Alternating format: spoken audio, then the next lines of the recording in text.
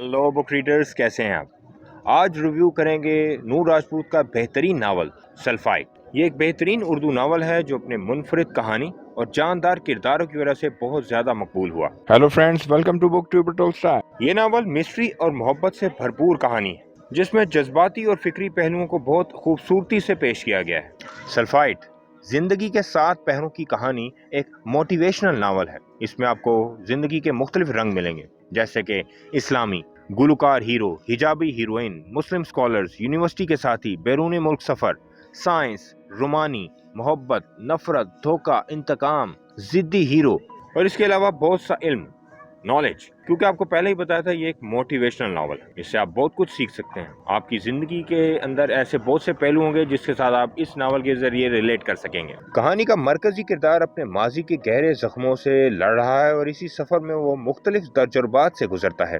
ये novel readers को अपनी अंदर गहराई तक ले जाता है, जहाँ किरदारों के अंदरूनी कशमकश, रिश्तों की पेचीदगियों को नुमाया किया गया है। नूर राजपूत का अंदाज़े बयां बहुत ही सादा मगर मुनफरिद है, जिससे आप रिलेट कर सकेंगे। वो किरदारों के जज्बात उनकी कैफियत को बड़े ही मौसर अंदाज में पेश करती हैं। नावल में होने वाली कन्वर्सेशंस बहुत ज्यादा हकीकत के करीब है। कहानी का तसलसल और दिलचस्प मोड़ रीडर को शुरू से आखिर तक बांधे रखता है। नावल में मोहब्बत और नफरत के साथ साथ इंसानी रवैये और जज्बाती टूट फूट को बड़े खूबसूरत अंदाज में पेश किया गया है। इसके अलावा राइटर ने माशरती मसाइल और रिश्तों की पेचीदगियों पर भी रोशनी डाली है, जो आजकल के दौर की अक्कास है। ये नावल पढ़ने के बाद आपको उमैरा अहमद के 2 मशहूर नावल जरूर याद आएंगे, जिंदगी गुजार है और पीरे कामल, जो मेरा भी बहुत फेवरेट है। सल्फाइड एक जज्बाती और सनसनीखेज कहानी है जो हर रीडर को पसंद आएगी, जो मोहब्बत, मिस्ट्री और थ्रिलर नावल्स का शौक रखते हैं। नूर राजपूत ने इस नावल के जरिए उर्दू अदब में अपना मुनफरिद मुकाम बनाया है। इस नावल का दूसरा हिस्सा भी लिखा जा चुका है, जिसका